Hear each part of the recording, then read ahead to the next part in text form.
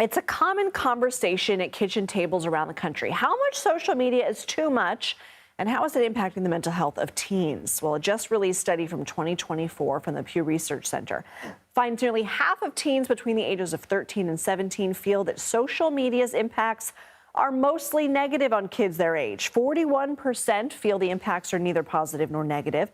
11% feel the impacts are, quote, mostly positive. Joining us for more on this is Bunsi Bilar. She's a freshman at the University of Colorado Boulder, double majoring in computer science and psychology. She's also part of the American Academy of Pediatrics Youth Advisory Panel. Bunsi, thanks for being here. What apps do you use the most? What impact do they have on both your social life and your mental health? Hi, first, thank you so much for having me. I appreciate the opportunity to speak on this. I would say the two apps I use the most often are Instagram and TikTok. I really enjoy the community and creativity I see being fostered on there. And in terms of impact, something I've noticed for myself personally, as well as something that we've talked a lot on the youth advisory panel about, is the fact that the impact of social media is not nearly as clear cut as it's made out to be a lot of the time. I think social media can serve as a scapegoat in a lot of ways for a recent mental health crisis, with a lot of parents and caregivers believing that it's the sole cause of mental health issues. When in reality, I think the issue is a lot more complex with a variety of personal and systemic factors that affect it. I would overall just encourage trying to move away from the fear and shame around this topic and instead leaning into empathy, curiosity, and connection. And so in terms of whether there should be any kind of regulations around social media, any kind of barriers, do you think that that has a role in the conversation as well?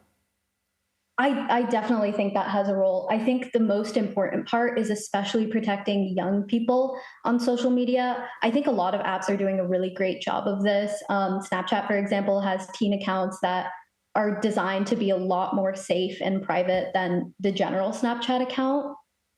I think regulation plays obviously a huge role, but I also think that real, genuine conversations play a massive role as well. So for someone your age or maybe even younger, what is your advice on how to control the apps and not let the apps control you? That's a great question. I would say that rather than strictly reducing screen time, the way in screen time is used is far more important. I would encourage introspection. So after you've been scrolling on your phone for a little bit, think back to yourself. Did I learn something? Was I able to express myself creatively? Was I able to engage with something that I'm happy to engage with? Or did I feel more anxious? Was I comparing myself to others? And I think this reflection can serve as a really effective roadmap for planning future social media use. And I think that's a lot more effective than strictly reducing screen time. I'm not a teen, and I think I need to do that when I'm on Instagram, checking in with myself and saying every now and then, am I happier? Am I better off than I was a few minutes ago before I picked up my phone? Bunsi Bilar, thank you so much for your time.